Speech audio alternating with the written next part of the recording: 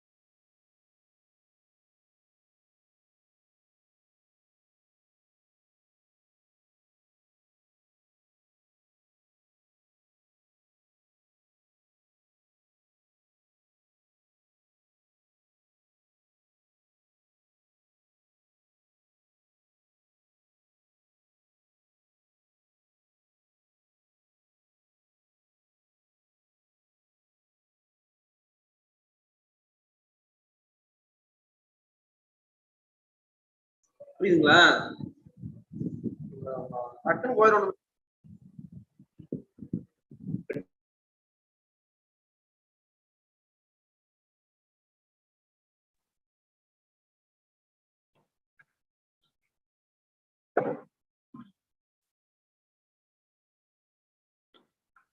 Sir, within 2 minutes, we will start, sir. Good morning, sir. Sure, sir. Thank you. Okay. Dinesh, good morning, Dinesh.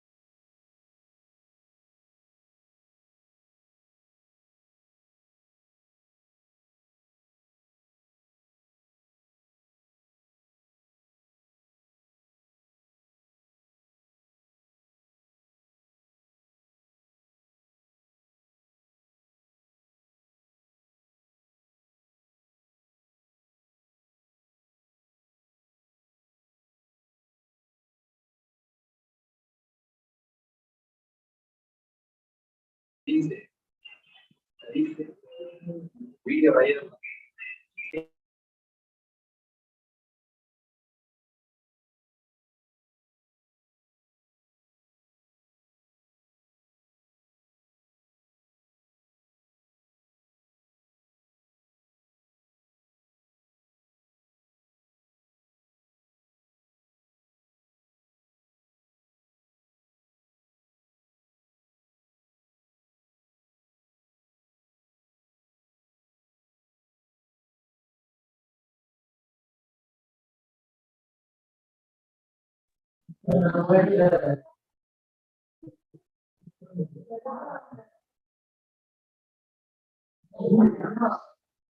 என்னடா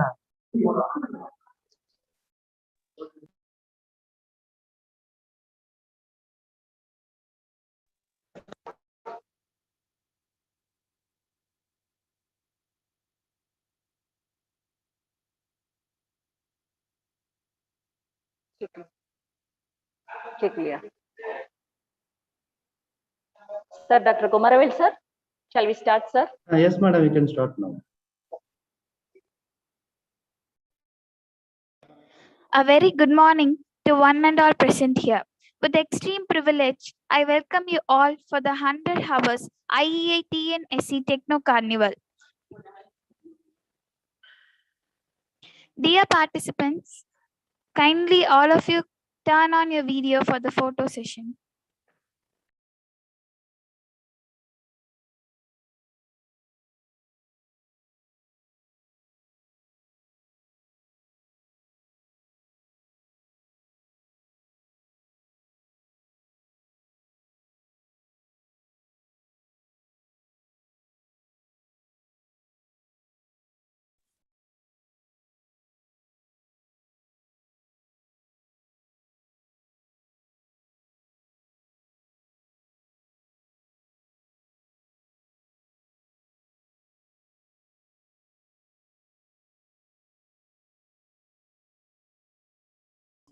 இவன் வந்தோம் மறைச்சுட்டாங்க.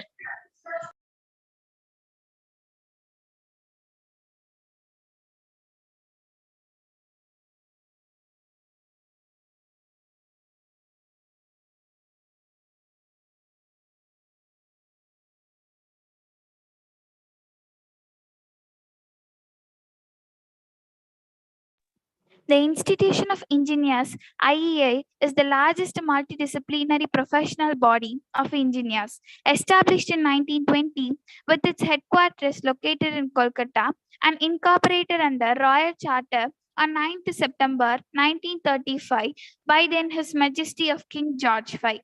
The Royal Charter endowed the institution with the responsibility to promote the general advancement of charter engineering among its members and persons attached to the institution. After independence, the institution is a body corporate protected under Article 372 of the Constitution of India. The Institution of Engineers is administered by a national council with the president as its head. The Tamil Nadu State Center was established originally as the Southern India Center at Chennai on 22nd December 1922. The southern region covered the erstwhile Madras, Andhra, Mysore, Hyderabad, and Travancore, Cochin. As more centers were opened in the southern region, it was renamed as Madras Center and later became the Tamil Nadu State Center. Tamil Nadu State Center has a special significance in the formation of the institution, for the IEI was registered in 1920 in then Madras province at Chennai. The registered office was subsequently moved to Calcutta, the headquarters of IEA. To celebrate 100 years of IEA TNSE, a 100 hours Techno Carnival is organized. A mega carnival structure with one team, 100 hours, 100 topics, 100 plus speakers, with the participation of 100 organizations. Out of these 100 hours, today we have the third day event with the title Sustainable Developments of the Nation, the Role of Engineers, which is organized by IEA Salem Local Chapter, along with partnering institutions, KSR College of Technology.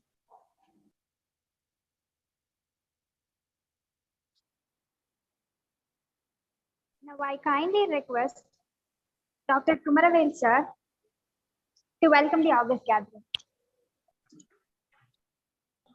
Thank you. Thank you for MOC. So dignitaries through the online program, IEA members, Chairman, the Tamil Nadu State IEA, Secretary, Tamil Nadu State IEA, Chairman IEA Salem Local Center, and Honorary Secretary IEA Local Center Salem. Members of the Institute of Engineers, various head of the departments, deans, directors of various institutions, faculty members and students of various institutions. Very good morning to all of you. So the today's third day program conducting the College of Technology is organizing on the 100 hours IEA TNSE Techno Carnival program on the topic of green buildings, energy conservation in buildings, alternate energy.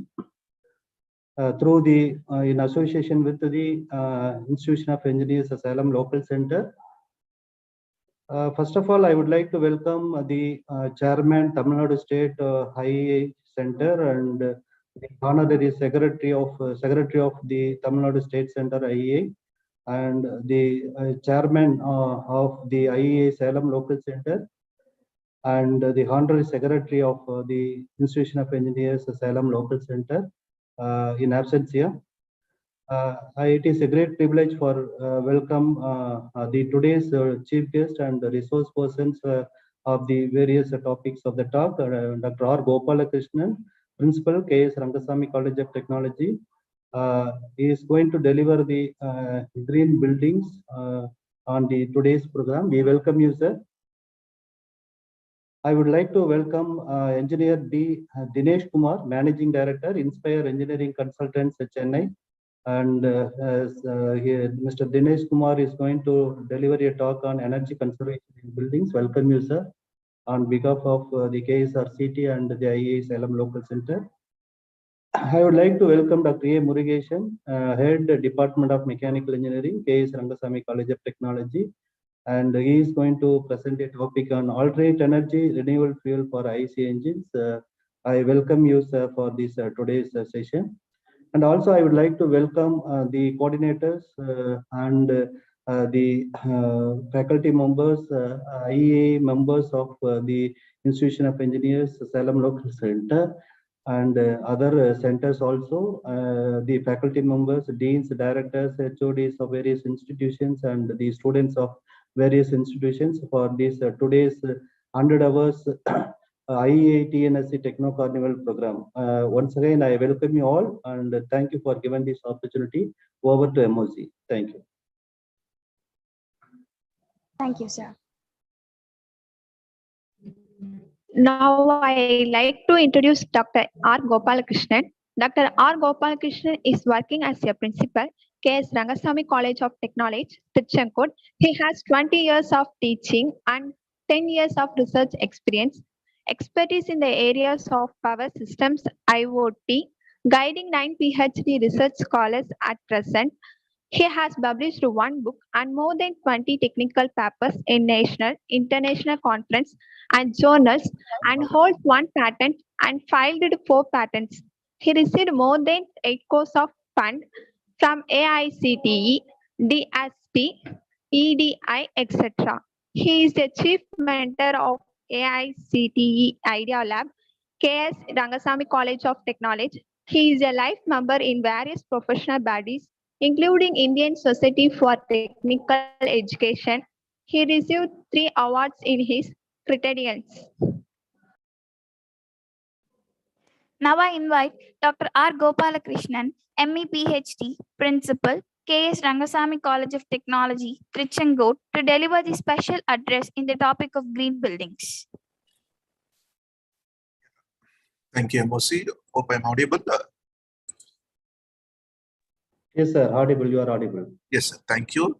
And so my let me start.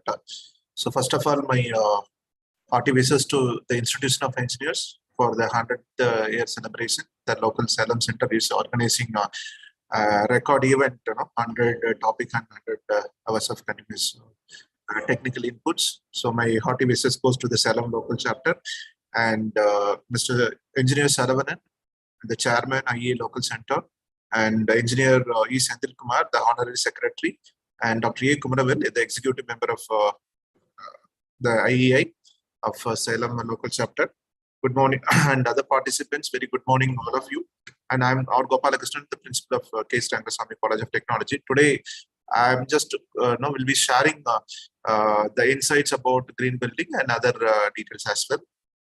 So a few things I just wanted to highlight why the green building, what is this green building, the impacts and benefit. And we need to have the education about green building, and particularly IGBC, it is Indian Green Building Council. We should know about that rating also, because it will be helpful for us for making lot of activities. few important terms I'll be using it, and you'll also know certain important parameters, the recent parameters. One is greenhouse gases, we call it as GHG, zero emission, climate change, sustainability. People call it as global warming or climate change, and energy conservation. Again, that is another topic will be handled by engineer Dinesh. And renewable energy, the solar and tidal and wind and all these things we were talking about, and reduce and reuse. This is another important term where we have to learn many things, particularly about with this term. And finally, the carbon footprints. So that's about this specific the presentation is all about. I just want to tell you what actually the green building is all about. It is in a building where it involves the design and construction operation, which reduces or eliminates the negative impacts, and it can create the positive impacts on our climate and natural environment. That's what I'm talking. I was highlighting about sustainability, and this green building also preserve the precious natural resources, and which will be very important for the quality of our life. This is what I just tell you. It is improves our quality of life, and also it improves the Mother Earth. So that is what the green building is all about. So we will see how this can be done in our Mother Earth. So start from the selection of sites and managing the water and energy conservation in buildings, and usage of materials. That's what we call it as sustainable building materials. And even the doors, that also should be environment friendly. And other things we have to ensure the pollution is being minimal, and the air quality is increased. If you reduce the pollution, obviously we will be able to increase the air quality. And the material should be, usage of material should be non-toxic material, and we also follow the ethical and the sustainable process. And we have, when we do the design, so when we construct, we have to follow the Mother Earth, and we have to ensure that the quality, the occupants in the occupants of the life, we have to consider in the design and operation, and also enabling the adoption of the change in the environment. Okay, so the climate change, we all heard about the word called the climate change, and so what actually it causes the climate change actually. So there are you may heard about lot of things which is happening in our Mother Earth. So huge industrialization and the usage of energy using thermal, it has increased, and the kind of practices which we are following it for the agricultural, it has become very poor. And deforestation, that is another thing which we are depleting the Mother Earth by cutting the trees, and so many things it is happening. And being in a consumer, our practices, unethical practices. And another important thing is transport, the kind of CO2, NO2 level which increases day by day, which depletes it affects the ozone region, and finally the pollution. So that's what. So which is impacting the rising the sea level, and unpredicting weather patterns, because even this particular month, so the monsoon, the rain, it is very heavy, because it's all unpredictable weather patterns, and increase in extreme weather events, because you may also heard about in Himachal and all these places. It's like a kind of sudden rain, and all these things are happening. And land degradation, that's another thing which we have to think about it. Finally, loss of wildlife and biodiversity. So these are all the effects, and which impact the climate and our the society. So people will be moving from one place to one place, loss of livelihood, and mainly the economy, GDP, and it also increases the hunger, malnutrition, and increases the risk of diseases. You can also take one of the recent diseases of COVID-19, and shortage of food and water. That's another thing which we are talking about. This is about the million metric ton. You can look at in the y-axis, the emissions. Every year, if you look at the emissions, it is increasing continuously, and still it is increasing.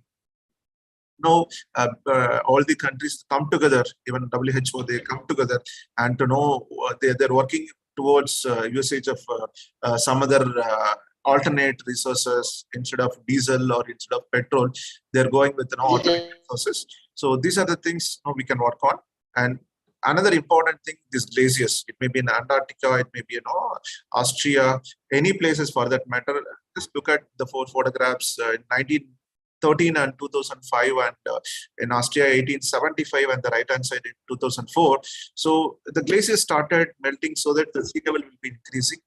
And another impact, as I said, it will just relocate the whole towns. People moving towards because you just look at the Chennai. So now Chennai, it is earlier it was a small town. Then it is in a metro city. Now it is in a greater city.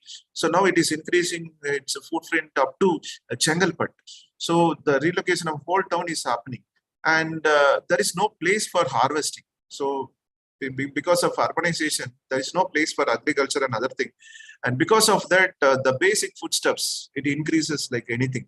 And it also causes widespread of the poverty. So that's these are the things. If you look at the left hand side and the right hand side, because of the climate change, our greenery and water, it is all shrinking. We are not able to get the fresh water. You know very well the amount of water in our the water which will be useful for drinking and other purpose. It is very, very less in percentage. And some of the other parameters I wanted to highlight, which we are using to construct. So we have electricity, water, and all these things, and the roof cover, door, the floor, and so many things which is involving in the construction of materials. And I just will be connecting it with why the green building is required. So green building as a term, it is not only the house, it is also highlights the other building as well. I'll be showing it, and why the green buildings is required for the country.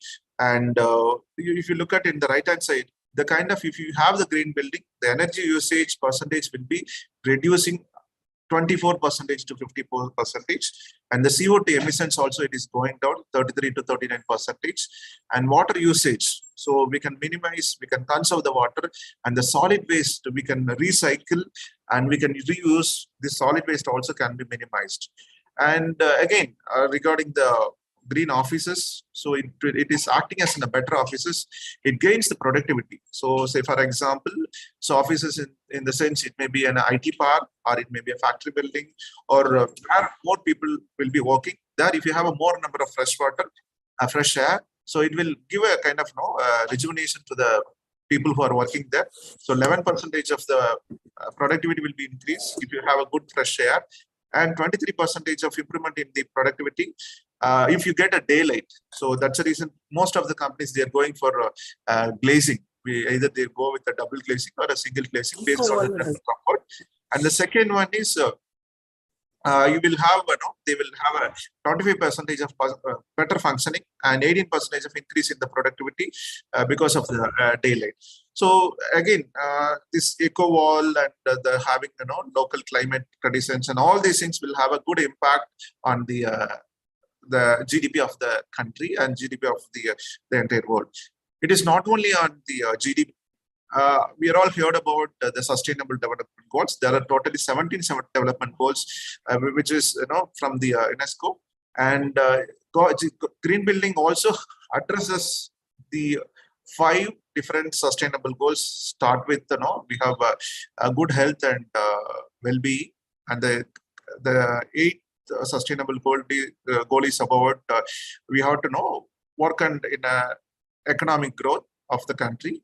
And other goals as well. There are 5 different goals we are highlighting in the Green Building Council, by the Green Building World Council. And moving on, other benefits. So environmental benefits, we have environmental benefits, we have economic benefits, and we are also having the societal benefits in terms of reducing the waste streams, in terms of restoring the natural resources. And we are also going with by using all these things, the cost of the construction will be reducing. And we can also improve the occupant productivity. It all we have come across. And other parameters, there are 6 parameters: the site, water, indoor quality, construction material, renewable energy, and freshness. It also involves the interior and exterior aesthetic, we call it as.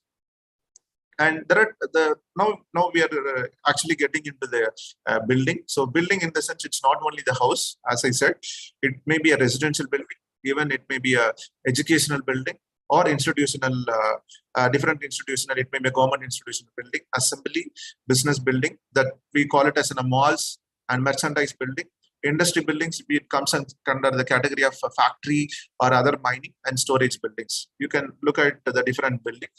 So here, how we are going to now ensure the sustainability, because sustainability, what we are going to give for the future generation, it is not about the amount of money, amount of land which we are having, and it is all about how much the kind of the earth we are giving without depleting, without spoiling the earth to our future citizens. That's what we call it as sustainability.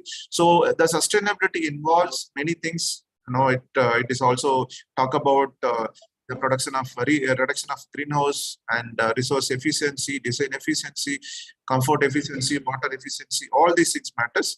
And actually, the USGDC, that is why we call it as US Green Building Council. So they are the one who not talk about the very first about the green building in 1993. So they established, and they wanted to make sure that the entire world is following this, and they are the pioneer in establishing the green building thoughts. So they actually wanted to make sure that the innovation been happening in the design. And they are also wanted to ensure there is a good indoor environment quality, and the kind of materials and the resources to be reused, and it should be sustainable. And another important thing, the carbon footprint. We talk about carbon footprint.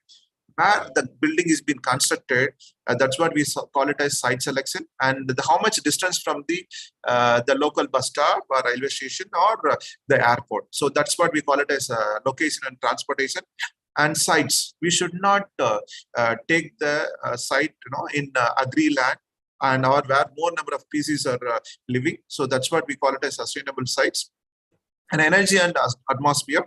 So we have to make sure that the daylight being used properly, and water efficiency. So this the usage of indoor and outer water reduction also to be ensured. So based on that, there is another process from our Indian Green Building Council. We call it as IGBC. There are 7 different distribution. So where by having a proper selection of a site, transportation, and water conservation, energy efficiency, materials, and health and well-being, green education, innovation and development in the design. So by having all these things, by considering the Indian Green Building Council awarding a certification on 4 different categories. One is if it is in a newly constructed building, if you follow all these terminologies, then the building will get 4 different ratings. If the points falls between 36 and 44, you will be getting a certified green IGBC certified green building. Otherwise, it will be you will get the silver rated green building if the points between 45 and 53. Gold if we get 54 and between 66, and finally platinum rated green building if we able to achieve points above 67. I just take you a walk through how this can happen in actual process. So this is what the generic process, because I was mentioning about the education of green building is highly important. So basically we have to do a feasibility study, and after that we have to identify the proper site. Then accordingly we have to give the inputs to the design team.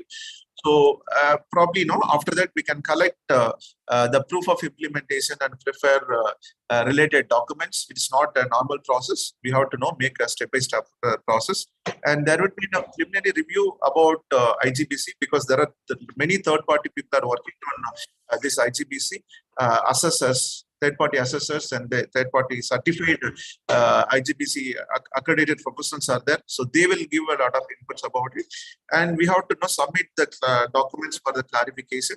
And again, the final review will be done by the third-party assessors, and the project can be started, and we can work on those projects. And finally, you will be able to once the construction is completed, you will be able to submit the proposal to the IGBC for getting the awards. So this is I just wanted to show the kind of checklist. So there are a different process. As I said, selection of site, we call it as SPM, site planning and management. So you will be getting different credits for this category alone. You will get 22 credits. So why this 22 credit is needed? Because here, if you look at, so totally 67 points. If you wanted to achieve 67 plus points, you will get the platinum rated. So total number of points is 90. So this 90 point is been divided into some different title. The first one would be site planning and management. So you will have each and every category. There are few points are mandatory. If you look at SPM, MR1, MR mandatory requirement. And similarly, sustainable transportation. So for to construct a green building, so we have to look at, one is site planning, sustainable transportation, water conservation, energy efficiency. Fifth one is material and resource management. Sixth one is health and well-being. Seventh one is green education. Eighth one is innovation and design. If you follow 8 different practices, you can achieve the maximum of 90 points. Out of 90, if you able to get above 67, it is not just like the scoring mark in a paper and in an examination. This is all a real practice, real process. Based on your process, based on the evidences which you are submitting, IGBC will be awarding you above 67 or above 46 or above 54 based on your points. It will be awarding. Then the building can be converted. A building can be called as the rated building. It may be a green, certified, or silver, or platinum, or gold. This is what the process. So I just wanted to take you for the site planning and management. 2 credits are mandatory credits. M is known for mandatory. So for that, you will not get any credit points, but it is an important one. It is a mandatory. It is a prerequisite. So here they are considering 5 different things. So the building, the building which you are constructing is within the campus. Say for example, you take an education institution, you are going to construct a new building. Ensure that it is within the campus, and yes, the site is not whether it is preserved or not preserved, and that you have to identify, and whether it is meant for green cover or vegetation, and heat island reduction. It should be a kind of a terrace where you will also ensure that you have to go with certain parameters for the heat island reduction. And other one is LPD. We call it as LPR, light pollution reduction, outdoor light pollution reduction. See, because of the street lights and all these things, there are 2 type of problems will come. It will spoil the see, nowadays we never have a habit of looking at sky and checking the stars and the moon very rarely. So because of this light pollution, it will obviously affect the spices.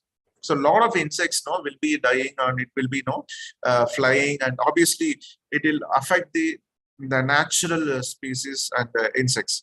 So that is the reason we are the IGBC is highlighting the outdoor light pollution reduction also to be reduced. So these are the mandatory things. See, want of time, I just wanted to highlight only the important parameters. See, this SPM is site planning and management. So wherever it comes as SPM, MR1 is a mandatory thing. So make sure that it is within the campus.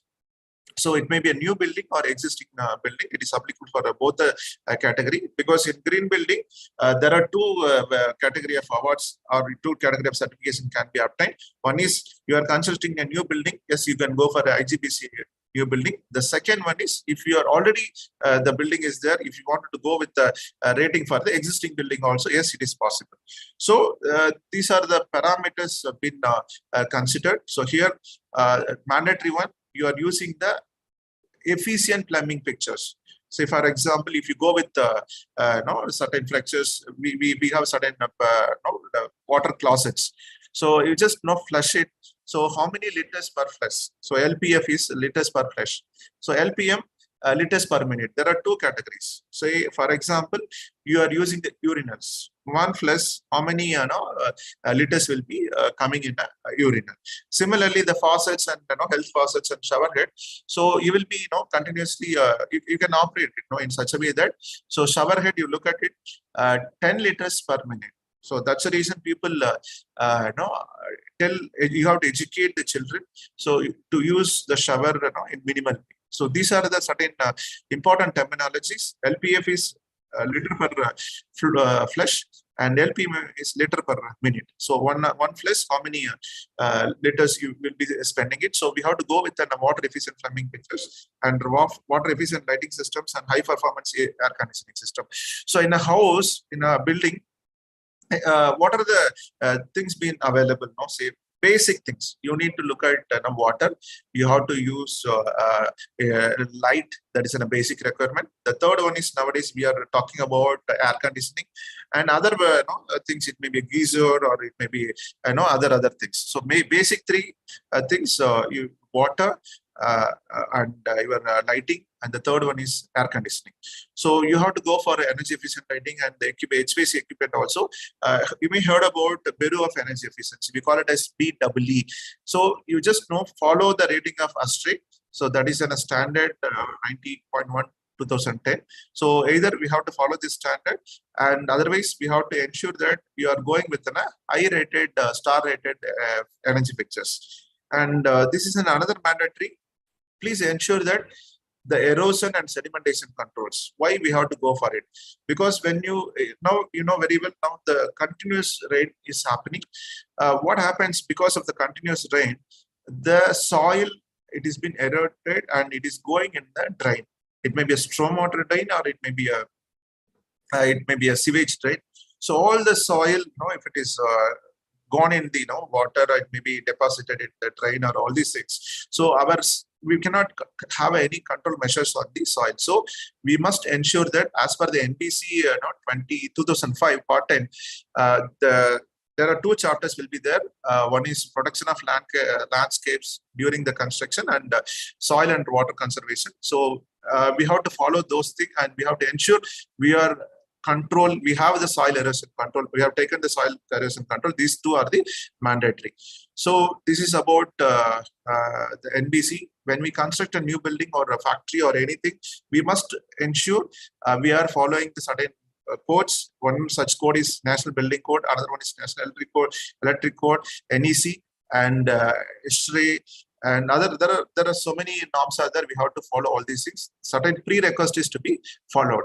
And just look at the sample photographs for this erosion control and wheel wash stations and barricades around the construction sites.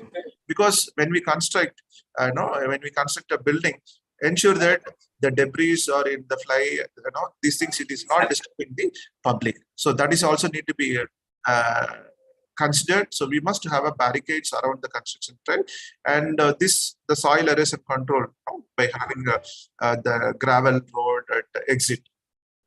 And this one again, at least 5 points to be, we must have 5 points minimum. So this is about the green building within the campus. There are 10 points. For all the 10 points, we will get, if you get 10 out of 10 points, that is really great.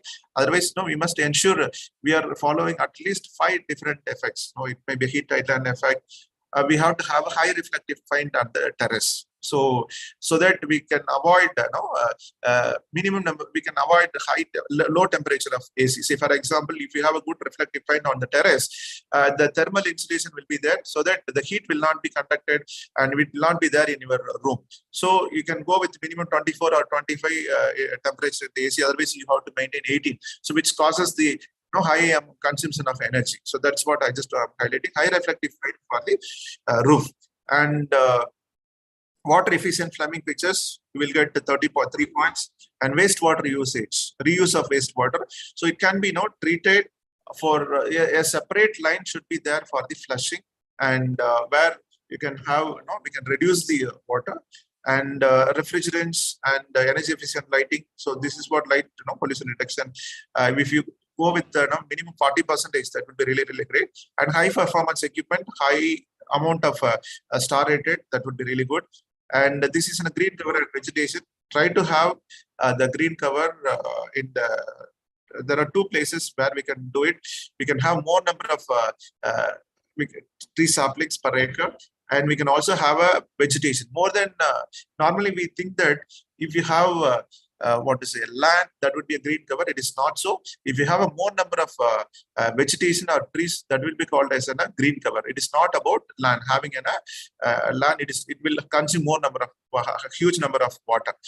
And moving on, heat island reduction. Now we just look at the kind of trees we have planted for the parking and in the pavers, grass pavers, and all these things are, it will reduce the heat islands. Otherwise, it will increases the heat island. So that can be reduced by having more number of trees and hardscape materials for the for car parking area. And another thing, how to reduce, we can have the the parking can be done in the basement, so that we can avoid a separate space for the parking if you go with parking in the basement. And moving on, outdoor lighting, light pollution reduction. So here we should not have the upward lighting. So it will increase the LPD, that is what lighting power density. All the lights should ensure that it should be straight down. There should not be any light in the upward direction. We have to do proper simulation and we have to make sure that we are following it. And see, this is what. Look at the right hand bottom side. So very bad if it is upward, and the second one is again it is not properly done, and the last one it is everything is in a downward direction. So this is how we have to have the fixtures on this side. And moving on, sustainable transportation. So how your site is near to the the bus stand, and do we have a lanes for the bicycle, and you have whether you are providing lanes for the pedestrian. Say for example, you take an organization and a factory. There you will be able to see there will be a separate lane for pedestrian, and there will be zebra crossing then and there, and bicycles will be kept in the entrance of the particular organization, and they are also ensuring the usage of public transport. Otherwise, they arrange shuttling, and so that carpooling is there. So these things will ensure that the company is concerned about carbon footprint. And moving on, this is transportation. So bicycle transportation. This one, water conservation. Are we really giving importance for the rainwater, landscape design, and irrigation? Wastewater, are we treating the wastewater? Do we have a water metering? So that if you have a water metering, we can understand how much water we are using. Based on the comparison in each and every month, we will be able to manage how we are doing it. It is in a kind of a data rainfall in a particular place. And I just wanted to quickly go through. These are all the wastewater treatment. We must have STP, sewage treatment plant, which should be in use. This is a water meter. So every month we can have a data and we can compare. We can go for it. For this also we have points. Energy efficiency. This is another important thing because again cost involved. So we ensure that when we infrastructure equipment. So that is what is being infrastructure equipment. We obviously have pumps and motors. We have a HVAC lighting. All these things we are following ASHRAE standard, and we go with the BEE rated appliances. This is what this thing most of the time now we have to go with the LED instead of CFL. So we also use the solar energy, renewable energy, and wherever it is possible, wind energy.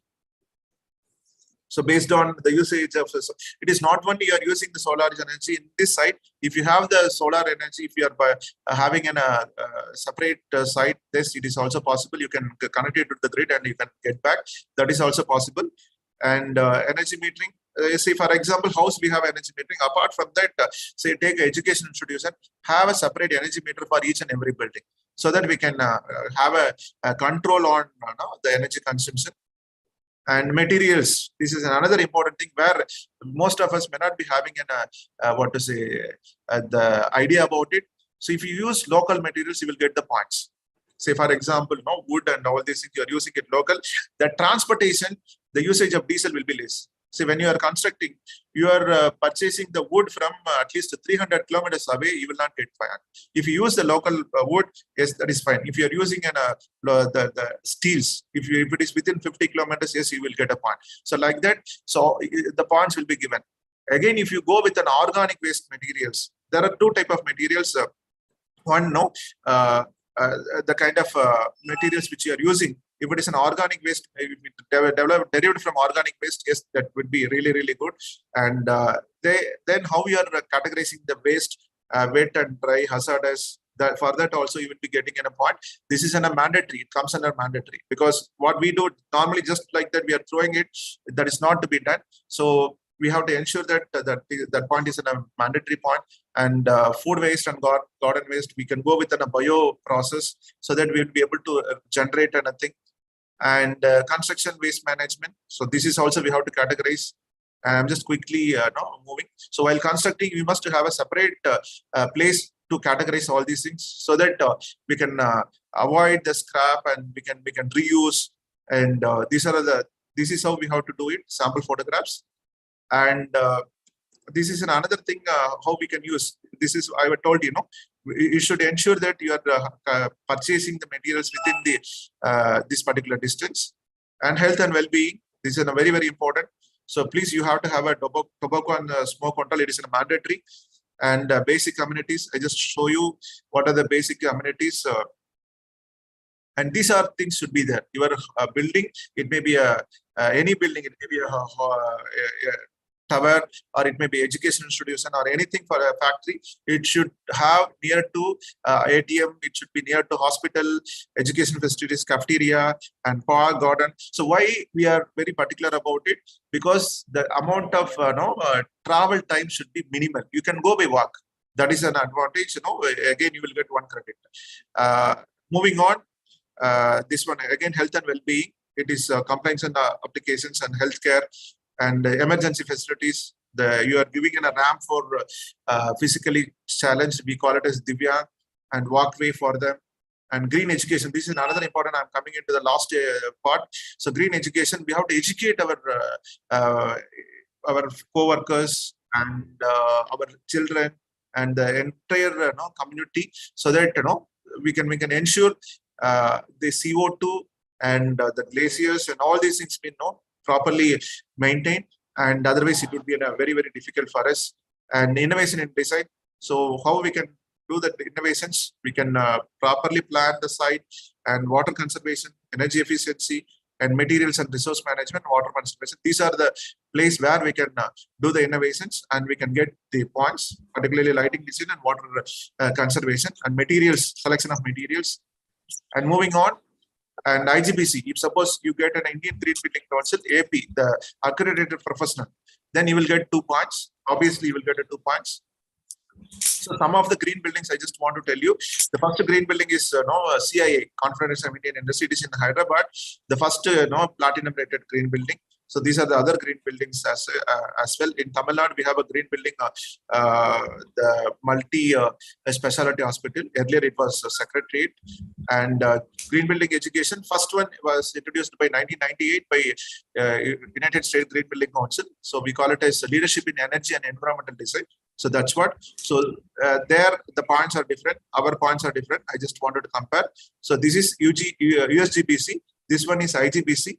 So look at it, above 75, this is what the rating. And we can refer this particular site. You just type igbc.in.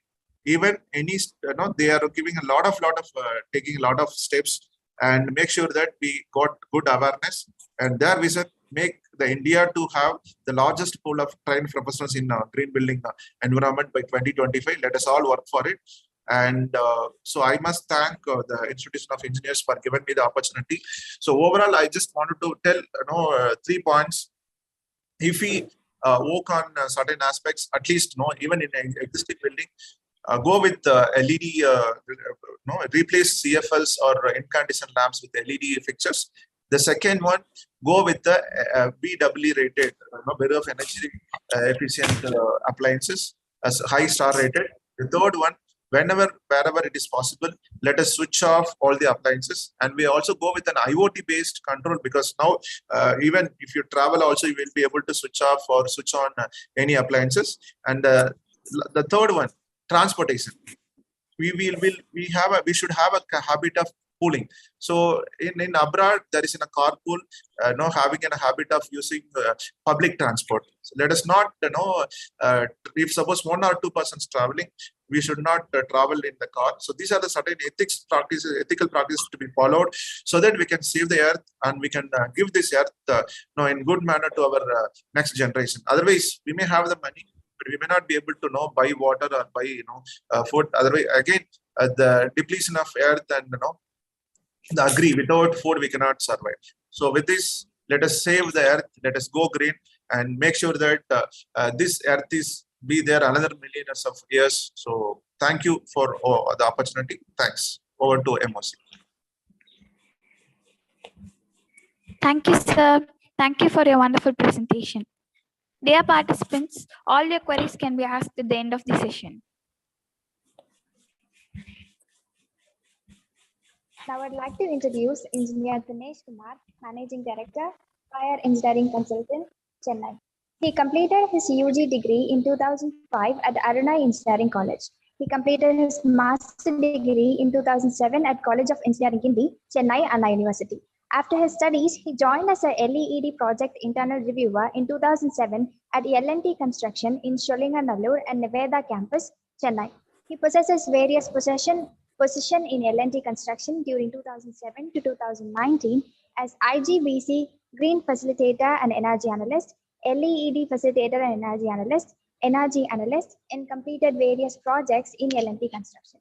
He has totally 11 years and 6 months industrial experience with sound knowledge.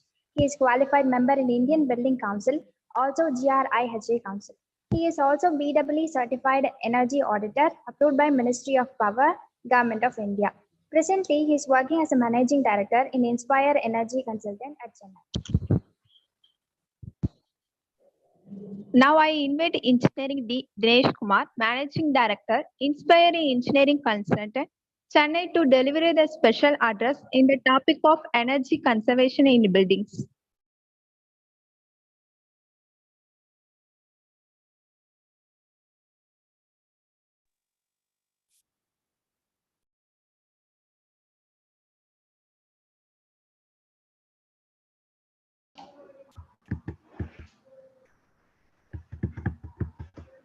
Hello, good afternoon to all. I am happy. Are you able to hear me? Hello. Yes, sir. Yes, sir. Yes, sir. Yes, sir. Hearing, sir. Yes. Hearing. Yes. I am happy to be the part of 100 hours EAE Techno Carnival. And today's theme about sustainable development of the nation, the role of engineers.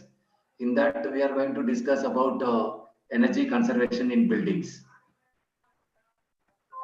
So buildings is a structure wholly or partially enclosed with exterior walls, roof, which make affordable shelter for persons or occupants. Basically, this is a simple term for buildings, which offers affordable shelter for the human beings or living animals. And as per Energy Conservation Building Code, they classified buildings into several typologies, starting from hospitality, healthcare, assembly, business, education, and shopping complex and mixed-use developments. In that, there are several subcategories based on the type or based on the size of the building. This classification is based on the Energy Conservation Building Code 2017. And why we need to focus much on building with respect to energy consumption? If we see, buildings are major energy consumption of the total nation energy consumption. Almost 30 to 40% of the national energy consumption will be consumed by buildings. The typical building consumes lighting 10%, HVAC consumption altogether it almost 60 to 70%, and other things 12%. So the conditioned buildings have more scope to optimize our energy consumption. And when we are saying about the buildings, what are the elements which involves in the commercial buildings? Especially we are focusing on the commercial buildings where we have more scope with respect to energy consumption, energy savings. The first part is the envelope part, which is the shell of the building. And the second one, HVAC system, that is the air conditioning part of the building, the lighting consumption part of the building, and other electrical systems like raw power, UPS and other things. And finally, the renewable energy systems. The first part which we are going to see is the building envelope. The building envelope covers walls, roof and fenestration. The fenestration means the vertical fenestration, which includes the glazing part of the building. Excuse me, sir. Sir, your slide is not visible. Are you sharing the slides? Yes, sir. No, but not visible. Dinesh, Mr. Dinesh, your slide is not visible. Dinesh, sure.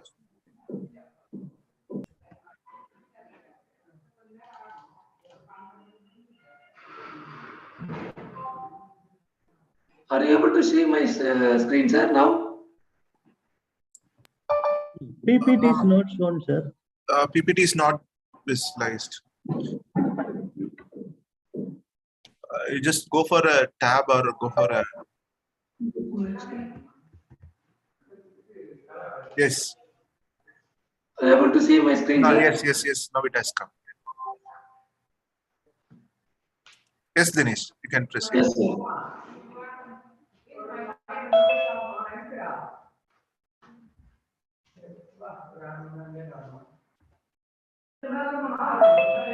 The building elements, basically the envelope, HVAC system, lighting, electrical system and renewable energy system are the building elements, commercial building elements. The first which we are going to see about The recording has stopped. First one is the envelope. The envelope considers a wall, roof and vertical fenestration. Before going for the energy efficiency part of the wall or roof, first we want to know about what is the purpose of terminology involved in the energy saving part. Basically, from ambience, we are going to receive two type of energy. The one thing is heat energy and another one is light energy. And how we are going to optimize and utilize the heat and light energy. Heat and light energy with respect to our comfort. The first terminology U value, which is refers as the thermal conductivity part of the energy, which is the heat transfer due to the conduction. Basically, the ambient temperature will be somewhat 35 or 40 degree. What we require is 24 degrees. So there will be a temperature difference, which create the heat transfer, so that continuous transfer of heat rises because of this conduction. So the parameter which is responsible for the heat conduction is U value. And the second parameter, the SSGC, solar heat gain coefficient. Basically the solar heat gain coefficient is the property of the glass. It means that vertical fenestration. The amount of heat transfer will be decided by the property of SSGC. And the third one, that is the light, visible light transmittance. They used to call it as VELT, visible light transmittance. This is the property which is responsible for amount of light which we are receiving through the windows. And how we are going to reduce the heat losses inside the wall. First, reduce the conduction losses and reduce the convection losses and radiation losses. Basically, three heat transfers. Heat transfer basically happen by means of three modes, that is conduction, convection and radiation.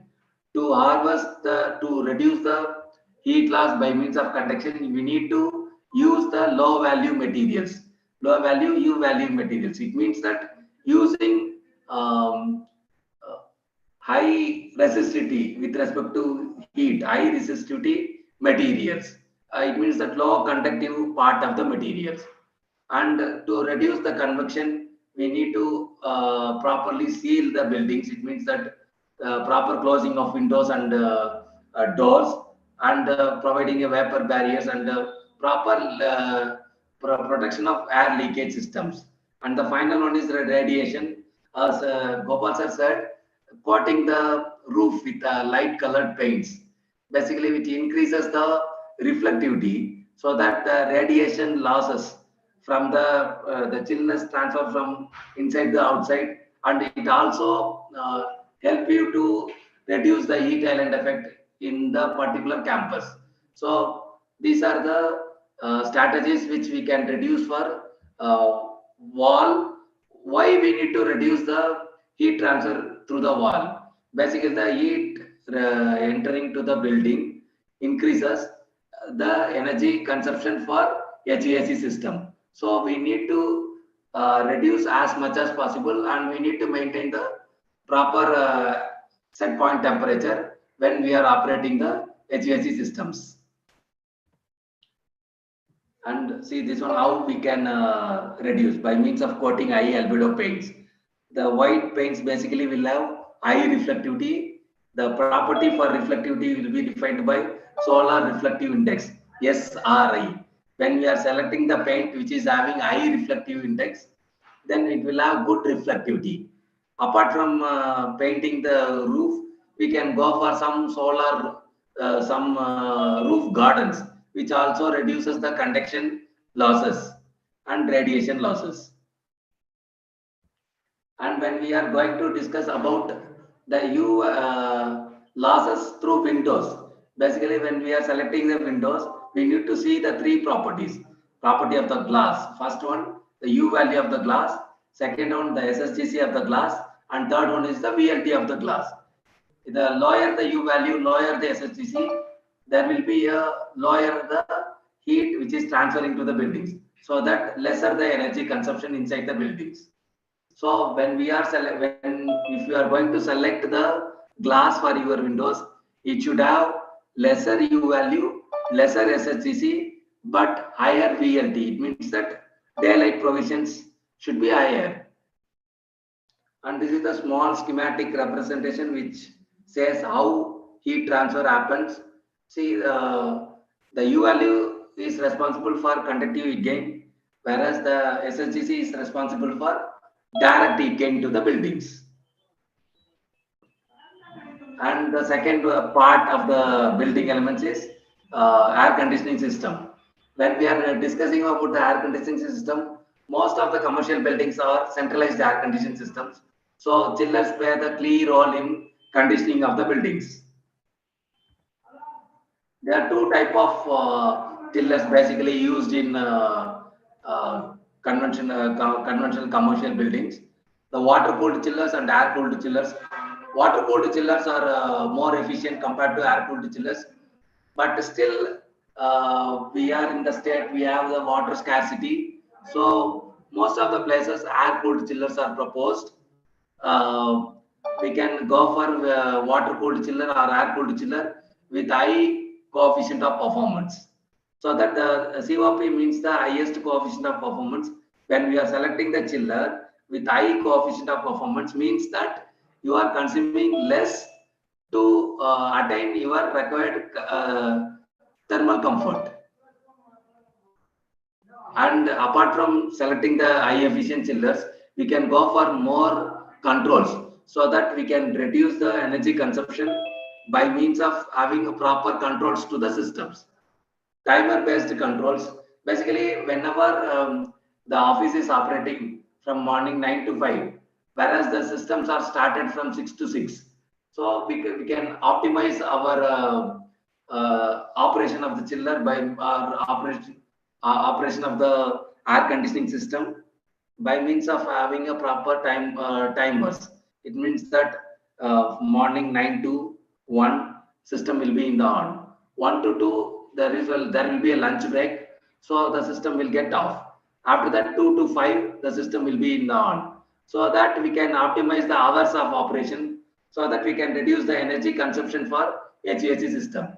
The second one is temperature controls. We can adjust the set point controls so that we can meet the required thermal comfort with minimum energy consumption. Apart from these two controls, the important control is occupancy controls.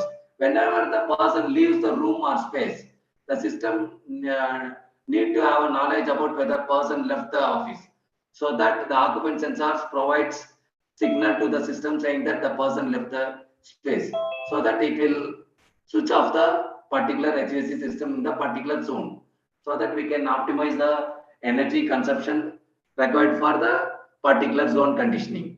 And another one is the fan controls, basically the speed of the fan. Reducing the speed of the fan reduces the energy consumption. Whenever the occupancy level is lesser in the zones, we can, these kind of fan controls will have maximum saving of 20 to 30%. And the other part is the energy recovery systems.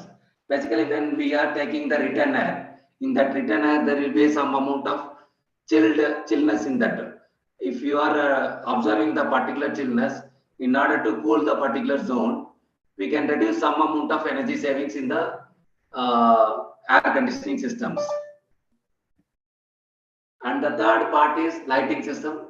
When we are going for a lighting system, it means that efficacy need to be focused. The lumen per watt. It means that amount of lumen lumen can be delivered by the lamp for unit power consumption. The CFS will have 50 lumen per watt, whereas LED and high pressure sodium vapor lamp will have higher efficacy. It means that it can be able to deliver more lumens with less energy consumption. So when we are selecting or buying some lamp, we can see that in that cover of the lamp, we can able to find the efficacy, lumen per watt, or otherwise they would have specified the lumen separately and watt separately. By means of the 2 lumen ratio between lumen and watt, we can able to arrive the efficacy of the lamp. And similar to air conditioning system, we can provide some control system in the lighting systems, so that we can reduce the energy consumption in the with respect to lighting illumination of buildings. The first part is automatic shut off, space control, daylight control, exterior control, and other controls. The timer controls basically the optimizing the operation hours of the lighting systems. And occupancy sensors, when we are seeing when we are leaving the space, the system need to sense that there is no people in the particular zone. That kind of sensors will reduce at least 10 to 20% of energy consumption per day, so that the annual energy consumption will be very much higher when we compare as in the terms of energy cost. Optimizing the artificial light with daylight. When we integrate artificial lighting system with the daylight system, we can reduce some energy consumption. In order to integrate, we require some daylight sensors in the zones. The daylight sensors need to be placed in the particular space, so that it can switch on and off based on the light available, so that you can reduce the energy consumption for like artificial lighting system. And as Gopal sir said earlier, we need to use it means that top focused lights. We need to use the fixtures in such a way that it should focus where we require proper illumination.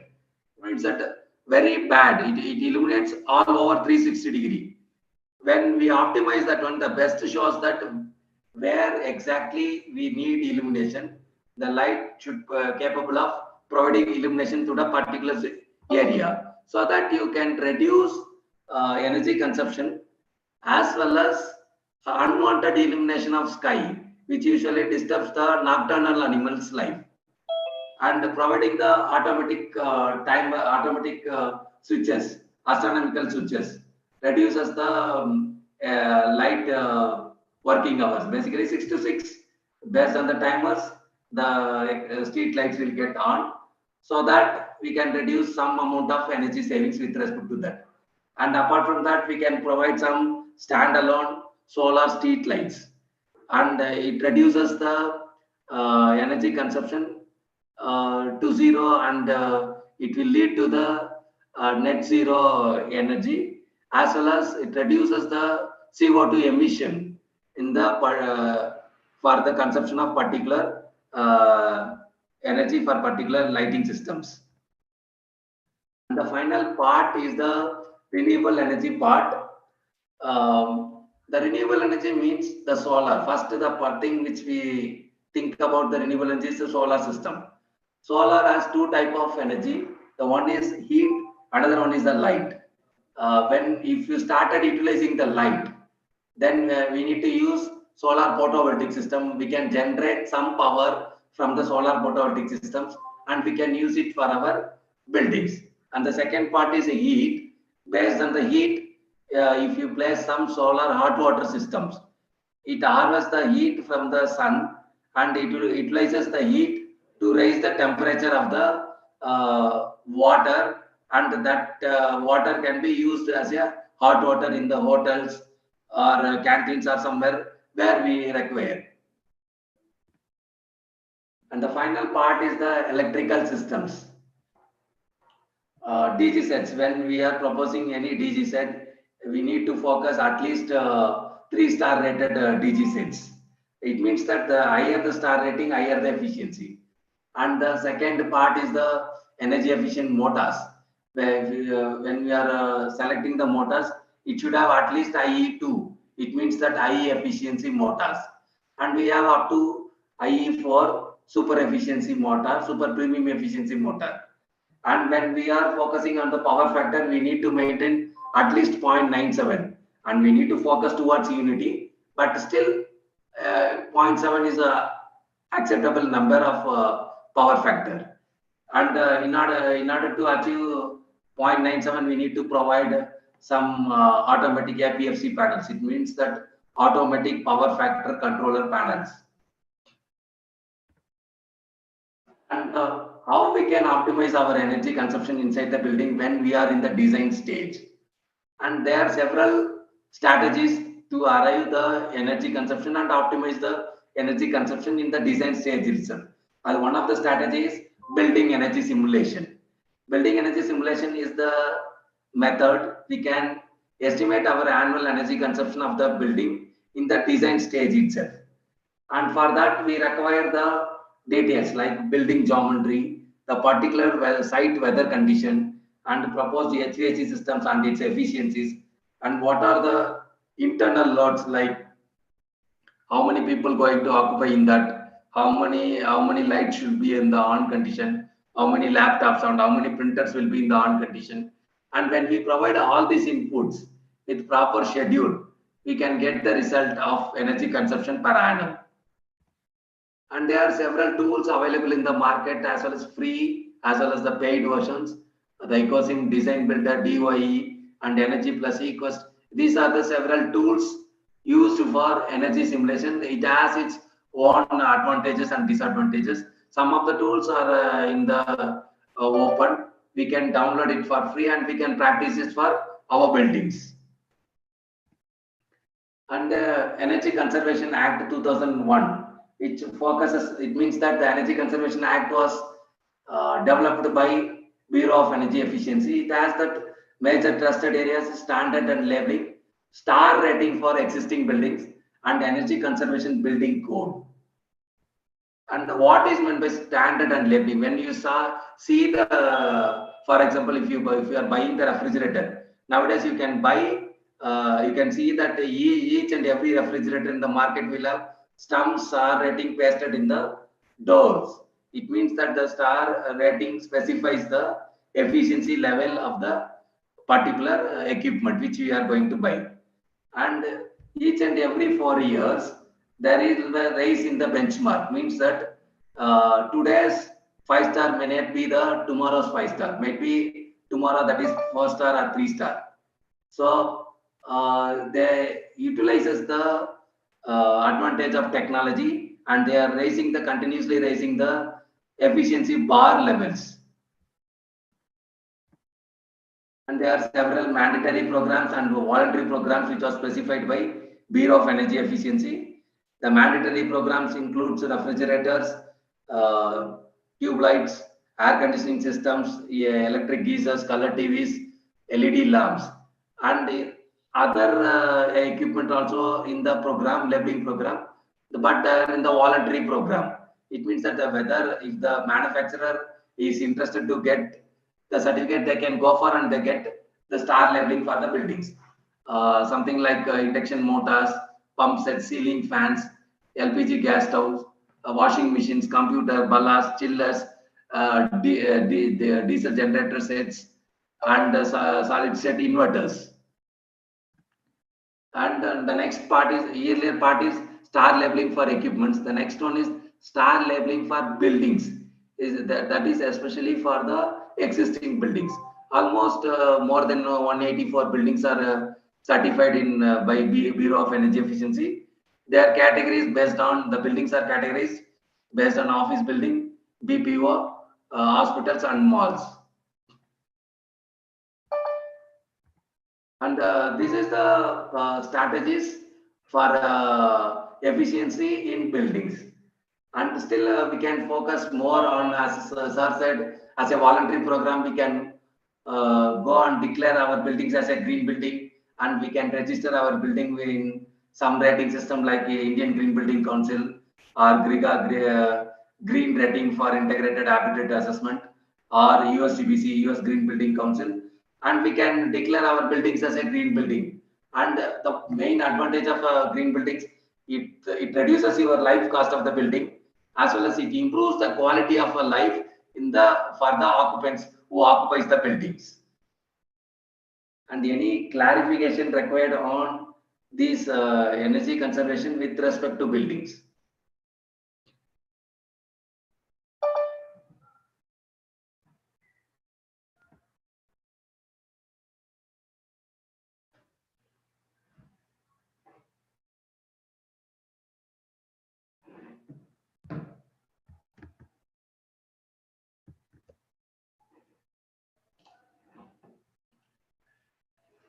Any clarification required on this energy conservation in buildings?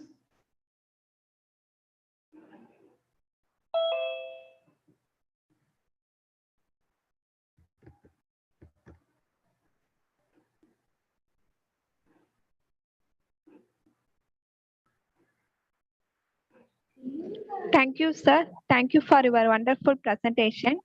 All the queries are discussed at the end of the sections. Now I like to introduce Dr. A. Murugesan. Dr. A. Murugesan currently working as a professor and head in Department of Mechanical Engineering at K.S. Rangasamy College of Technology, Trichandur. He has completed BE Mechanical Engineering in the year May 1994 and ME Thermal Engineering in the year December 1995 at Annamalai University, Chidambaram. PhD Alternative Fuels for Diesel Engine. He has 27 years of teaching, 3 years of industrial and 20 years of research experience. Expertise in the areas of thermal engineering, energy conservation, alternate fuels, IC engines, emission control, nano fuel additives, and automobiles. Guided 6 PhD and guiding the 4 PhD research scholars in the area of green fuel technology and renewable energy. He has completed 6 sponsored research projects, including AICTE funded rupees 12,11,765 under RPS scheme in the year 2022. He has published 10 books and more than 230 technical papers in nation, international conferences and journals, and holds 1 patent and 6 copyrights. Google Scholar citations 2787, H index 27, I10 index 31. He is life member in various professional bodies, including the Institution of Engineers. He also reviewer for high impact factor peer-reviewed journals like International Journal of Renewable and Sustainable Energy Reviews, International Journal of Green Energy, etc. He received 12 awards in his credentials. Now I invite Dr. A. Murugesan, ME, PhD, Head, Department of Mechanical Engineering, KSR Rangasamy College of Technology, Tiruchendur, to deliver the special address in the topic of alternate energy, renewable fuel for IC engines.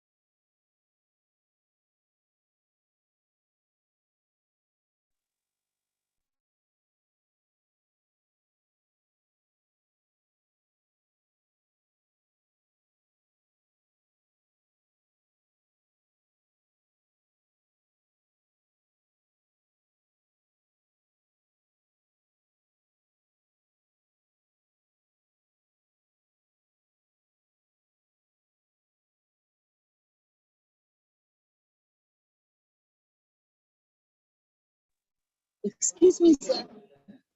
It's not audible, sir.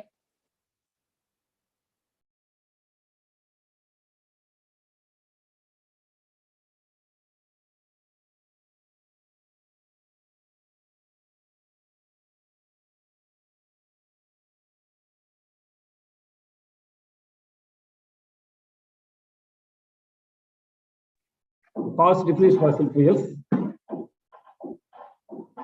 Then stringent emission norms. It start from the Euro 1, Euro 2, Euro 3, Euro 4. Now we are go to the Euro 6 norms. Then it is also go for population increases, increasing industrial relations, and growing energy demand. Then environmental problem. These are all the major problem today. We are focusing on the alternative sources of energy. So my presentation overview is health effect due to pollution, environmental effect due to pollution, need for alternative fuel, green biofuel production, application of biofuels in IC engines and automobile application. Conclusion. This is my presentation overview. As you know, when engine emits the huge amount of emission to the environment, the emission is diffused with the air. It goes to the environmental pollution. So if lead is present in the emission, it affects the brain and nervous system of our body. A continuous lead, a person has inhaling, it mental disorders. Finally, it go for harmful for plant and animals. Then second emission is known as a carbon monoxide.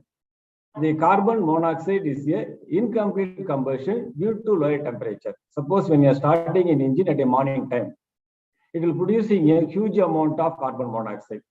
It diffuses with the air. When a person is start for inhaling the carbon monoxide, it enters to the bloodstream through lungs. It reduces the oxygen carrying capacity of the blood with body tissues and organs. When a person is continuously inhaling the carbon monoxide, it producing the headache, impaired vision, learning disability. In continuous of this problem, slow down the mental and physical activities. Finally, is go for unconscious. It leads to death. This is one of the dangerous emission is released to the vehicle and entering to the environment. Next emission is known as a hydrocarbon or unburned hydrocarbon. It emits due to the overspeed of an engine or when the engine is operated at a more than 110% load, 120% load. Huge amount of HEC emission is leaving from the environment through silencer. The HEC emission is entered to the body stream. It's difficult for breathing. We are producing a lot of breathing problem because it go for their lungs diseases. This is a major problem related to the hydrocarbon emission. Then oxides of nitrogen. So when fuel is started for burning, they require for oxygen and nitrogen. Around 22% of oxygen is available for atmosphere, remaining 73% of nitrogen. Nitrogen is a incombustible gases. It can be combustion which takes place inside an engine. It can be converted into nitrous oxide. When nitrous oxide is discharged to the environment, it's destroying the lungs tissues. The nitrous oxide is 300 times more powerful than the carbon dioxide emission. It creates the lungs damage and leads to lungs cancer. Then you go concentrate about for fine particulate matter or particulate matter or fine particle of dust. It can be diffused within air.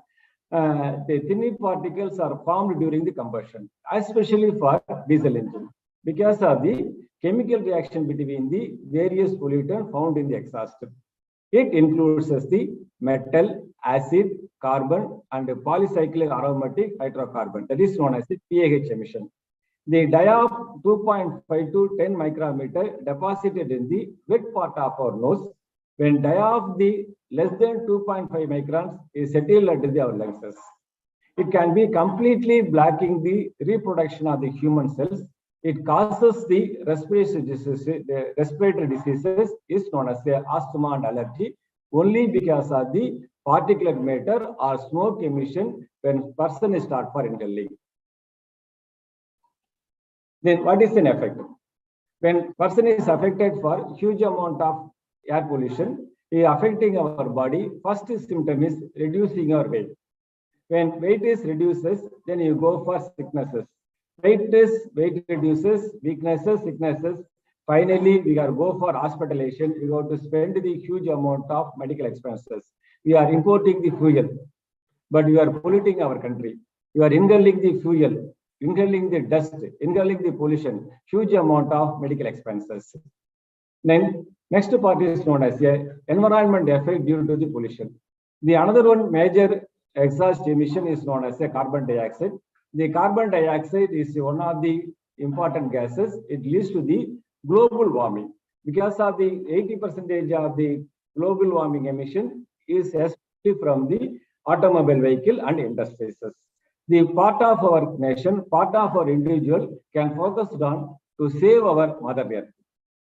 So effect of global warming is already discussed in the first part of the presentation of principal, sir.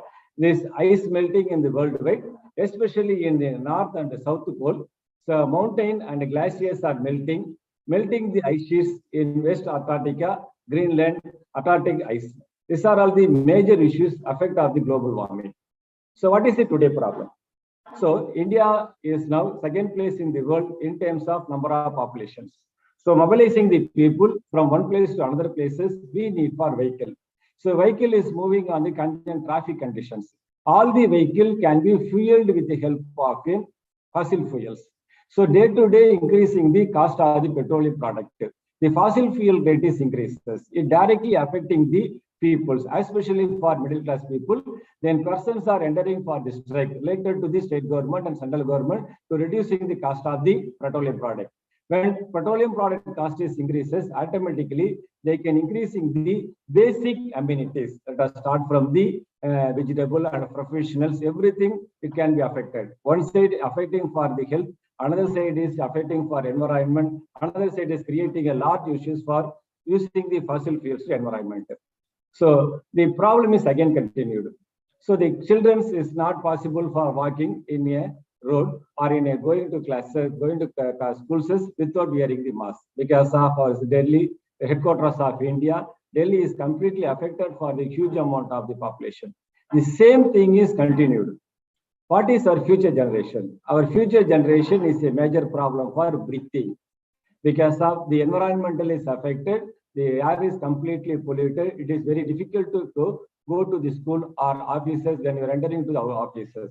Everyone can carry the oxygen cylinder in the scan for going for the outside.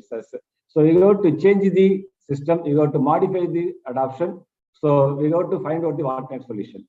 What is the future? The same thing is again continued. You can remove the prime mover, that is an engine, attach with the animals. You can go around the walks. So you are attaching the human body to move from the one place to another places. So what is the problem today? So India is a polluted city, one among the polluted city. Between 14 cities are having the worst air quality. So 10 to 11% of the lungs cancer due to the exhaust pollution. 7% of cardiorespiratory diseases. 80 million people are having a cardiovascular diseases. It includes the hypertension, artery diseases, heart attack, and stroke. So we have to find out the solution. As you know very well, the former two Chief Minister of Tamil Nadu, Dr. J. Jayalalitha and Dr. K. Karunanidhi, to discuss about the problems. So there is a major problem related to the environment, related to the alternative fuels. We can find out the viable fuel, alternative fuel available for local. It can be green fuel, affordable cost. Everything is discussed in the year 2006. Immediately, this problem has handed over to the Indian Science Congress. So Tamil Nadu stands the first place in the India for effective utilization of the renewable energy sources. In 2007, January 5th, the Indian Science Congress was organized by the Annamalai University. The main focuses on the Indian Science Congress is focused on only thing is find out the alternative fuels. The other time, our Prime Minister is Manmohan Singh. The special address he is focused on find out the alternative fuel. At the same time, it increasing the production rate of the alternative fuel without affecting the Mother Earth. The next day, our former President, Dr. APJ Abdul Kalam, he is also insisting the day-to-day start for depleting the fossil fuel. They find out the alternative fuel for IC engines. It will be useful for replacement of the fossil fuel to protect our Mother Earth. So Indian Science Congress focused on the year 2000 only for one agenda. The particular agenda is to find out the renewable alternative fuel. At the same time, it is not affecting for Mother Earth.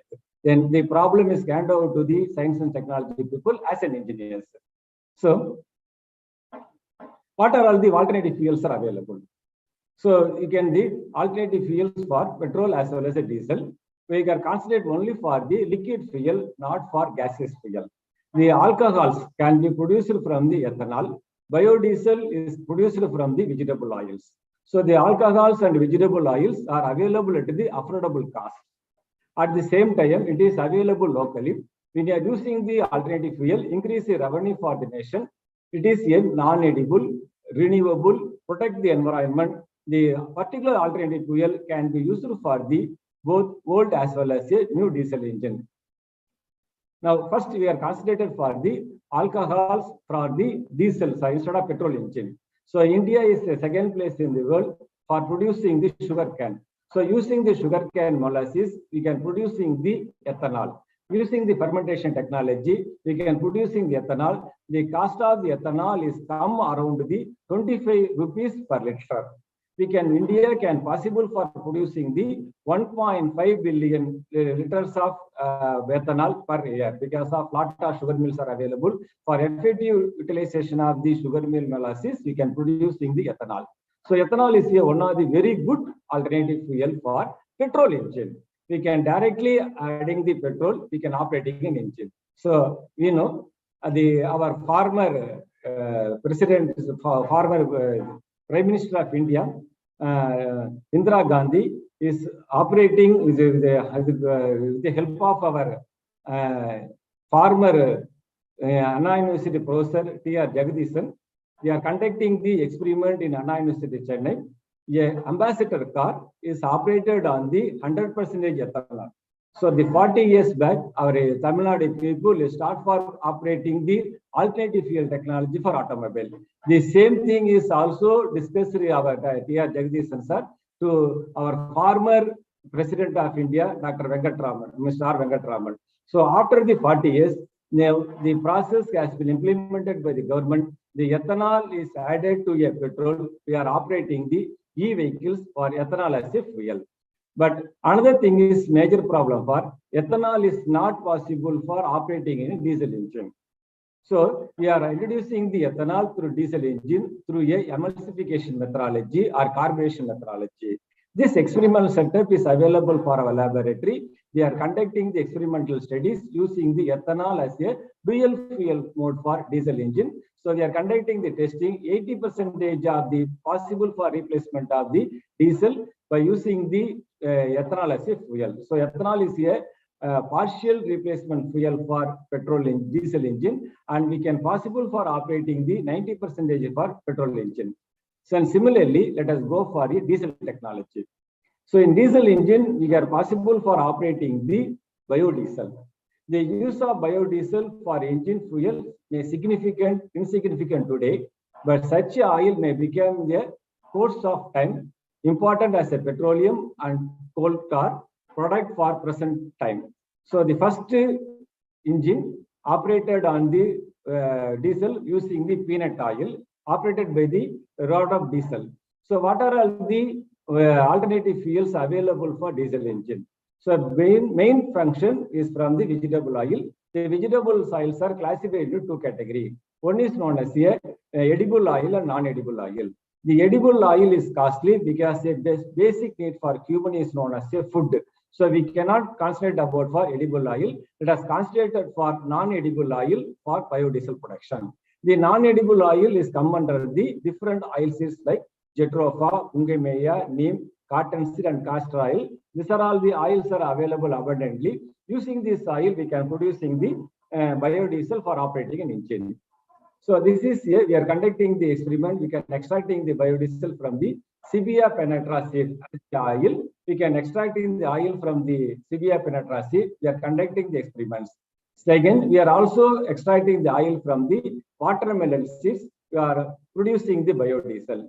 Then third part, we are using the Manilkara sapota and the Wilgum seed as a seed for extracting the oil for producing the biodiesel. We are conducting experiment. Then Pungamia seeds. The Pungamia seeds is available for all the forest area, especially for Krishnagiri and Dharmaburi districts. In the 1,11,000 tons of seeds are available abundantly. Still now we are not utilized for properly. Only 6% of the Pungamia oil seed is used for some medical purposes. Remaining 94% of the oil seeds are completely wasted.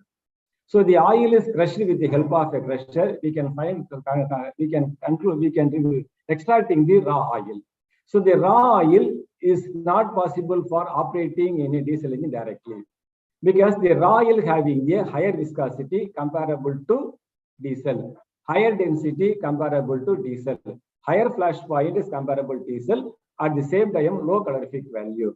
So whenever you are operating the straight vegetable oil extracted from the oil seeds, when an engine, it can creating a lot of problem. Because of insufficient mixing, it leads to incomplete combustion. You're producing the heavy smoke emission and poor volatility and automation. So to overcome this problem, to converting the raw vegetable oil in chemically modified, useful for diesel engine is known as a biodiesel. So biodiesel is a chemical modification of the raw oil useful for a diesel engine. So we have a very good experimental setup available for our institution to converting the raw vegetable oil into biodiesel. So after extraction of the oil, we are conducting the test on an engine. This experimental setup is available for our laboratory. Very good experimental setup with having the Kirloskar diesel engine attached with the data acquisition system and 5-gas analyzer and smoke meter. Everything is available. For after transmigration process, the biodiesel can be operated in a diesel engine without any problem. So why the lower emission? Say because the biodiesel having a high cetane number. Because of the high cetane number, it having inbuilt in oxygen. So inbuilt in oxygen, it directly go for complete burning of the fuel cells. So it also completing the carbon cycle. The byproduct from the biodiesel is go for soap making, lighting the lamp, fuel for stove. The high value of the cake is used for animal feeds and also used for the medical extract. So these are all the automobile manufacturers accepted for biodiesel as the alternative fuel for his operating these automobile vehicles. So these are all the photographs. We are using the biodiesel as a future fuel for automobile and generator.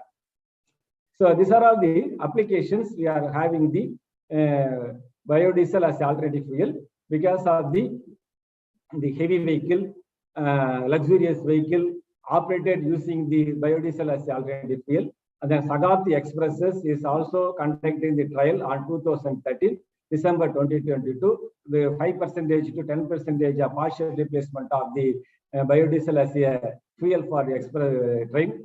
And jet engines, flight jet engines, we are also operating for the biodiesel as a alternative fuel for flights. We are also conducting the test on the different engines regarding the fishermen. They operate a fishing operation at the seashore. We are conducting the test on the biodiesel engine.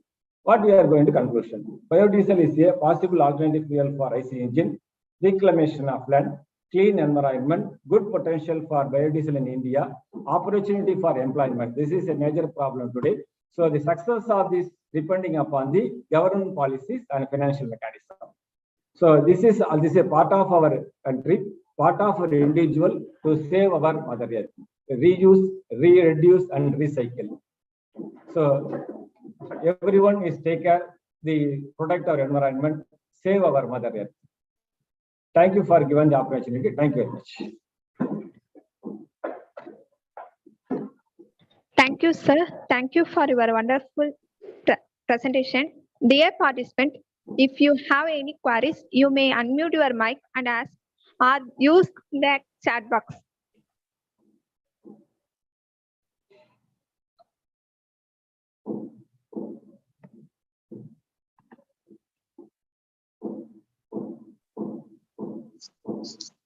Very good afternoon to you all.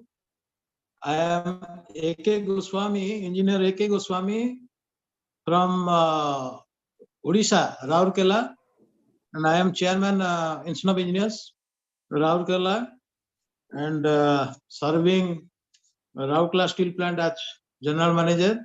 And I was very much interested to participate in this program because I myself is a civil engineer, and all these subjects are very beneficial to the society and very learning factors for the civil engineers. And I congratulate Engineer S.R. Saravanan, Honorable Chairman, and Engineer N. Senthil Kumar, Honorary Secretary. And I do have one not very much question, but anyway, the first one, let me go to the first one. Dr. R. Gopal Krishnan, Principal, K.S. Rangaswamy College of Technology. Your deliberation was very fantastic and wonderful, very nice and very useful. Just one was there. What do you mean by this high performance air conditioning system?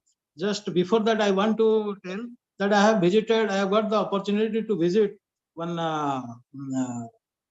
drug manufacturing factory nearby Ahmedabad. And there I found a very huge building, but without any air conditioners, what we usually use. So it is totally only air cooled. So, that is why it came to my mind that a high performance air conditioning system means total B5 star rating, or without any air conditioning system and this air cooling. Please, sir. Yeah, I'll tell you. See, so we have visited, it is an industry or what it is? Sir, let me explain. That is a Ranbaxy drug manufacturer. Okay. Manufacturing unit. Normally in our house, we have a, we call it as a tonnage actually, 2 tier, 4 tier. Based on the CFM, we go for the calculation of the tonnage. Okay, that is how we select the ACs, air conditioning equipment. So when we go for the huge buildings, it may be IT park or it may be a very big building. There are two types of air conditioning system will be used. One is the smaller units where it is in a small rooms where we cannot have the centralized air conditioning system. But the second one is centralized air conditioning system. Most of the places we are using the centralized air conditioning system. And in the centralized air conditioning system, Again, we are going with the two different method. There is a cooler will be there, then there is an air handling unit, AH we call it as. So the cooler will be in a different place. Again, the cooler, it may be a water chilled cooler or it may be air chilled cooler. So these two things are there. So if you have all these things in place, and again, you can also have a hello, hope I am audible. Yes, you are very much Yeah, audible, sir. So we can have the air cooled the chiller, and again the chiller. We have a water cooler, water chiller, and air chiller. These things are available. So the chiller and air handling unit should be combined, and the air will be circulated to the conditioned air will be circulated to the different places. So the selection of equipment, the selection of chillers, and the type of compressors, it all matters when we go for the centralized air conditioning equipment. So this is what I was talking about, high performance in the sense, the more number of tonnage, and the more following the ASHRAE standards. If you follow the ASHRAE standards, yes, you will be able to see. Where you have only the vents, you will not be able to see any equipment as such outside. So even you can have a VFD, variable frequency drives, to control the air handling unit. So these are the combined system where I'm talking about high performance air conditioners.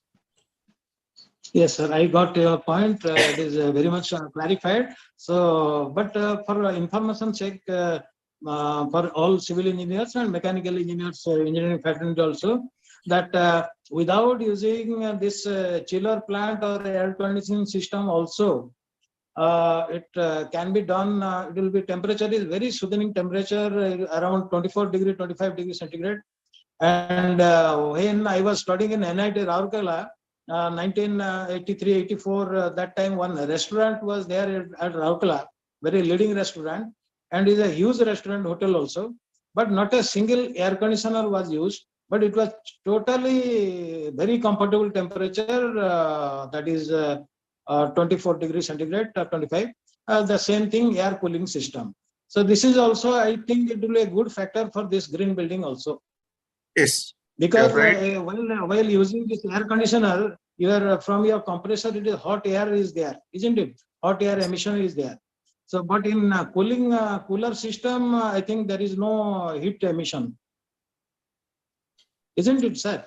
Yes, you're right. So, but usage of interior material also. Yeah, usage of interior materials.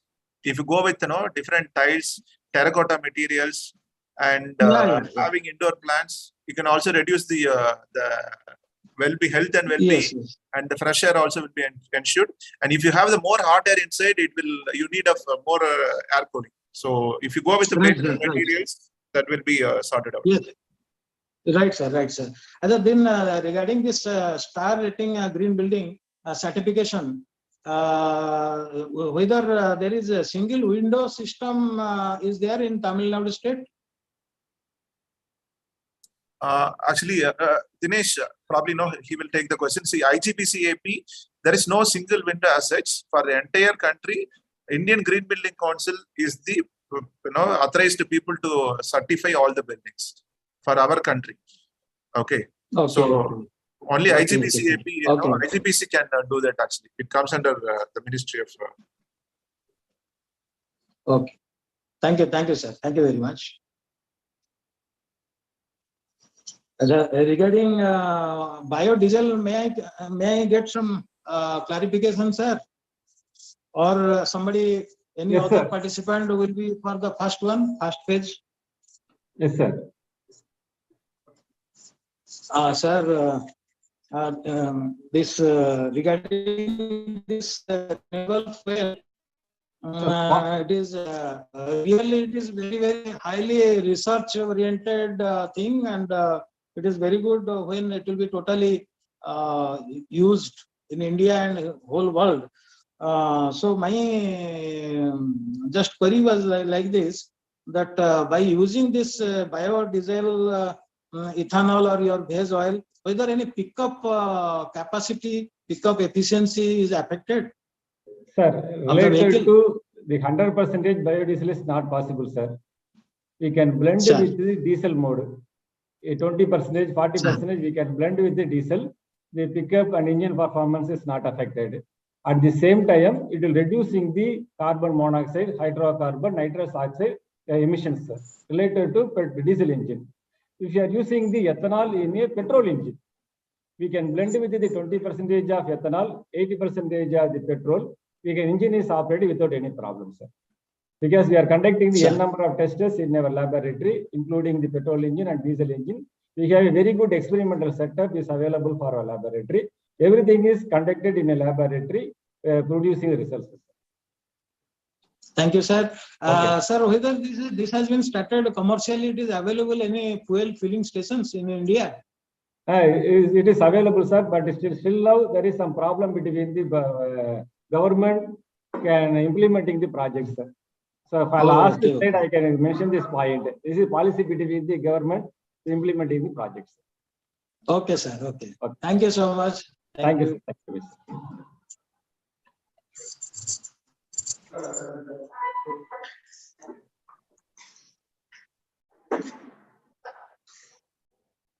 Sir, good evening, sir. Dr. Murugesan, sir. Yes, sir. Hey, good afternoon, sir. Sir, excellent presentation and then excellent data you are presented, sir. But a small clarification only we have. That can we connect our this IC engine blended with white diesel with any generator or any load condition, sir, if it is possible? Yes, possible, sir. We can operating the generator with the 20% of the biodiesel, 80% diesel is very good.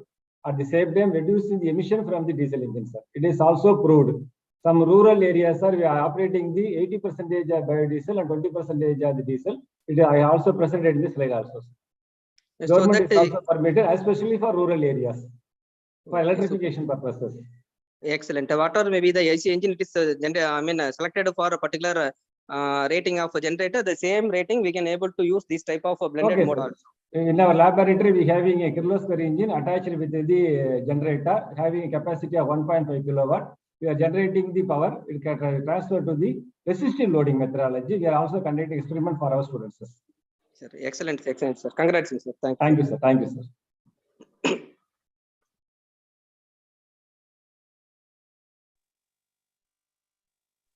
Dear participants, thank you for your patience.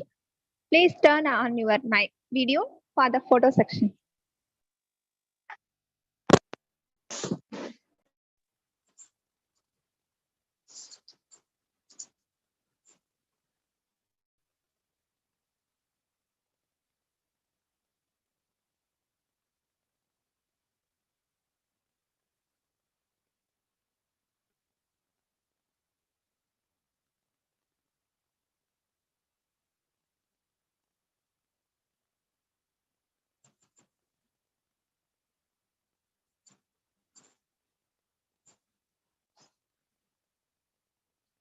Is it over now, photo session? Yes, thank you, sir. I invite Dr. C. Davamani, MEI, Professor and Head of the Aeronautical, Executive Council Member for Mechanical Divisions, IEI Salem Local Center, to purpose the vote of thanks. Thank you. A warm wishes to one and all present here. On behalf of IEI Salem Local Center, it's my privilege to propose vote of thanks on this great occasion, Centenary Celebration 100 Hours IEI TNSC Techno Carnival, based on the theme Sustainable Development of the Nation, the Role of Engineers. On behalf of, I would like to express my deepfelt thanks to our Chairman, Engineer S.R. Saravanan, FIE, Chairman, IEI Salem Local Center, Salem, for wonderful coordination with all our team members to arrange this program. My sincere thanks to our respected guest, Dr. R. Gopalakrishnan, Principal, KSR Rangasamy College of Technology, for his wonderful presentation. Thank you, sir. I extend my sincere thanks to our guest, Engineer D. Dinesh Kumar, Managing Director, Inspire Engineering Consultants, Chennai, for his excellent presentation. Thank you, sir. It's my privilege to thank our guest, Dr. A. Murugesan, Head, Department of Mechanical Engineering, KS Rangasamy College of Technology, for his presentation and informative session. Thank you, sir. I record my sincere thanks to the event coordinator of today's event, Dr. A. Kumaravel, sir, FIE, Dean, KSR College of Technology, for his excellent coordination. And sir also the overall coordinator for Salem Local Center IEA Centenary Celebration. Thank you so much, sir. My sincere thanks to Engineer N. Sendil Kumar, MIE, Honorary Secretary, IEA Salem Local Center, Salem in absentia. I extend my sincere thanks to Dr. Tangaraj, sir, Professor Sona College of Technology, and Mr. Thiago, Office Secretary, to organize this online link webinar and the YouTube session. Thank you so much for your wonderful coordination. I also wish to express my gratitude to all the professors, faculty, students, respected engineers from various organizations to make this event fruitful. Once again, I thank you all to make this IEA webinar successful one. Thank you so much to each and everyone. Thank you, sir. Thank you, madam. Thank you, madam. Thank you, sir. Thank you, madam. Thank you all. Thank you all, Thank friends. Thank you, sir. Surrounding, sir. Thank you so much, sir. Yes, sir. I should appreciate you all, sir. Thank you. It's going Thank in you. a very excellent Thank you, manner, thank you, sir. Thank you, sir. Sir, thank you. Thank you, sir. Kanin, sir. Thank you, thank you, thank you, sir. Thanks Thank to you very much, sir. Ajay Kumar, sir, for your